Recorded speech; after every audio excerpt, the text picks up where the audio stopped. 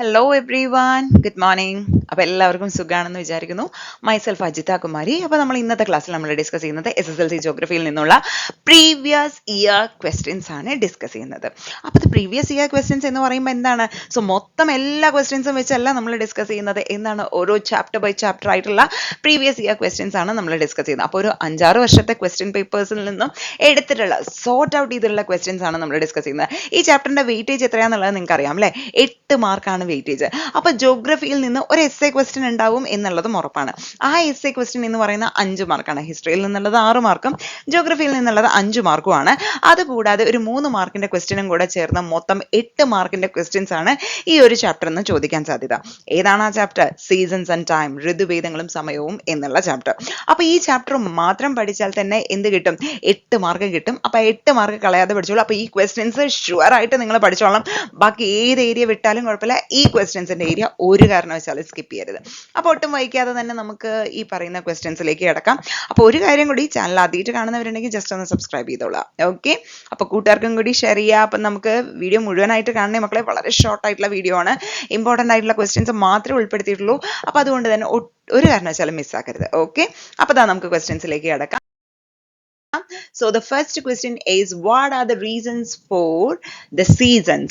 Season, ഋതുഭേദങ്ങളിൽ മാറ്റം ഉണ്ടാവുന്നുണ്ട് അല്ലേ? ഡിഫറെന്റ് സീസൺസ് നമ്മൾ എക്സ്പീരിയൻസ് ചെയ്യാറുണ്ട്. ആ സീസൺസ് എല്ലാം മാറി മാറി വരുന്നതിനുള്ള കാരണങ്ങൾ എന്തൊക്കെയാണ് എന്നാണ് ക്വസ്റ്റ്യൻ. സോ 3 കാരണങ്ങളുണ്ട്. 2 ഞാൻ പറയാം, ഒരെണ്ണം നിങ്ങൾ കണ്ടെത്തിക്കോളൂ. ഒന്ന്, റെവല്യൂഷൻ ഓഫ് ദി എർത്ത്. 2 എന്താണ്? Variations in the amount of sunshine received. ഇനി ഒരെണ്ണം നിങ്ങൾ കണ്ടെത്തിക്കോളൂ കേട്ടോ. സോ ഈ ചാപ്റ്ററിന്റെ ബിഗിനിങ്ങിൽ തന്നെ വരുന്ന ഒരു ഏരിയയാണ് എന്തൊക്കെയാണ് സീസൺസ് ഉണ്ടാവാനുള്ള കാരണങ്ങൾ എന്നുള്ളത്. അപ്പോൾ ഒരു ക്വസ്റ്റ്യൻ സെറ്റായി. രണ്ടാമത്തത്, explain equinoxes, summer solstice and winter solstice. ഇതൊരു എസ്സേ ക്വസ്റ്റ്യൻ ആണ്. ഇക്വിനോക്സിന്റെ ഡേറ്റുകൾ നമുക്ക് നോക്കാം. ഏതൊക്കെയാണ്? മാർച്ച് 21 സെപ്റ്റംബർ 23 ആണ് എന്ത്? ഇക്വിനോക്സസിന്റെ ഡേറ്റ്. അപ്പൊ സമ്മർ സോളിസ്റ്റൈസിന്റെ ഡേറ്റ് എന്താ? ജൂൺ 21. ഓക്കെ, വിന്റർ സോളിസ്റ്റൈസിന്റെ ഡേറ്റ് എന്താണ്? ഡിസംബർ 22. അപ്പൊ ഈ 4 ഡേറ്റുകളായി. ഇനി ബാക്കി എന്തും കൂടെ നമ്മൾ ഇൻക്ലൂഡ് ചെയ്യണം. ഇക്വിനോക്സസ് എന്ന് പറഞ്ഞു കഴിഞ്ഞാൽ സണ്ണിന്റെ പ്രസൻസ് ഇക്വേറ്ററിന്റെ നേർമുകളിൽ വരുന്നതാണ് ഇക്വിനോക്സ് എന്ന് പറയുന്നത്. സമ്മർ സോളിസ്റ്റൈസ് എന്താ? സണ്ണിന്റെ പ്രസൻസ് ഈ പറയുന്ന ട്രോപ്പിക് ഓഫ് ക്യാൻസറിന്റെ നേർമുകളിൽ വരുന്നതാണ് സമ്മർ സോളിസ്റ്റൈസ്.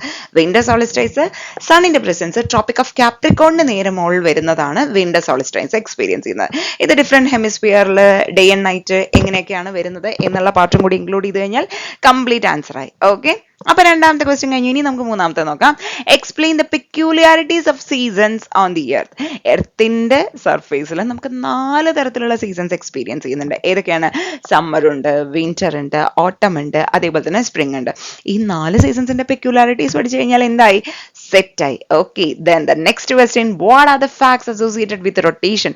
റൊട്ടേഷനുമായിട്ട് അസോസിയേറ്റ് ചെയ്തിട്ടുള്ള ഫാക്ട്സ് എന്തൊക്കെയാണ്? എവിടെ എങ്ങോട്ടാണ് റൊട്ടേറ്റ് ചെയ്യുക? സോ വെസ്റ്റ് ടു ഈസ്റ്റ് ആണ് റൊട്ടേറ്റ് ചെയ്യുന്നത്. അതുകൊണ്ട് തന്നെയാണ് നമുക്ക് എന്ത് എക്സ്പീരിയൻസ് ചെയ്യുന്നത്? ഈസ്റ്റിൽ സൺറൈസ് എക്സ്പീരിയൻസ് ചെയ്യുന്നത്. Okay, then അടുത്ത question, what time is it at the following longitude when it is 10 AM on Greenwich meridian? Greenwich meridianലെ 10 AM ആയിരിക്കുന്ന സമയത്ത് ഈ പറയുന്ന ലോഞ്ചിറ്റ്യൂഡുകളിലെല്ലാം ടൈം എങ്ങനെയാണ്? 150ലും 450ലും 82.5 ഡിഗ്രിയിലും 900 ഡിഗ്രീസിലും ഒക്കെ എന്തായിരിക്കും ടൈം എന്നാണ് ചോദിച്ചിരിക്കുന്നത്. സോ ടൈം കാൽക്കുലേഷൻ റിലേറ്റഡ് ആയിട്ടുള്ള വീഡിയോസ് നമ്മൾ ഉടനടി പോസ്റ്റ് ചെയ്യുന്നതായിരിക്കും. അപ്പൊ ഒന്ന് വെയിറ്റ് ചെയ്തോളാം. ഓക്കെ, അപ്പൊ അടുത്ത ക്വസ്റ്റ്യൻസിലേക്ക് കിടക്കാം. ഇനി എന്തൊക്കെയാണ് അടുത്ത ക്വസ്റ്റ്യൻസ് എന്നുള്ളത് നോക്കാം. So the next question is differentiate Uttarayan and ദക്ഷിണായനം. ഉത്തരായനം, ഉത്തരം മുകളിലായിരിക്കുന്നത് അല്ലെ? ഉത്തരം എന്ന് പറയുന്നത് കഴുക്കോലിന്റെ ഒക്കെ ഏരിയ. അപ്പൊ അങ്ങനെ ആലോചിച്ച് നോക്കുക. അപ്പൊ ട്രോപ്പിക് ഓഫ് കാപ്രിക്കോണിൽ നിന്ന് ട്രോപ്പിക് ഓഫ് ക്യാൻസറിലേക്കുള്ള northward apparent movement of the sun ആണ് എന്ത്?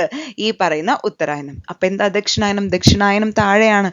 ഓക്കെ, അപ്പൊ ട്രോപ്പിക് ഓഫ് ക്യാൻസറിൽ നിന്ന് കാപ്രിക്കോണിലേക്കുള്ള സണ്ണിന്റെ സൗത്ത് വേർഡ് അപ്പാരന്റ് മൂവ്മെന്റ് ആണ് എന്ത്? ദക്ഷിണായനം. അപ്പൊ ആ ഡേറ്റും കൂടി ഇൻക്ലൂഡ് ചെയ്ത് കഴിഞ്ഞാൽ സെറ്റ് ആയി answer. Okay, so the next question, explain Greenwich meridian and international date line. Greenwich meridian 0 degree longitude ആണ് Greenwich line, 180 degree longitude ആണ് എന്ത്?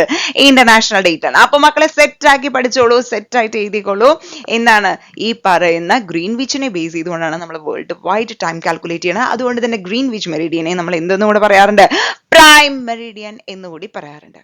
Okay, then last and final question from this chapter ഏതാണ്?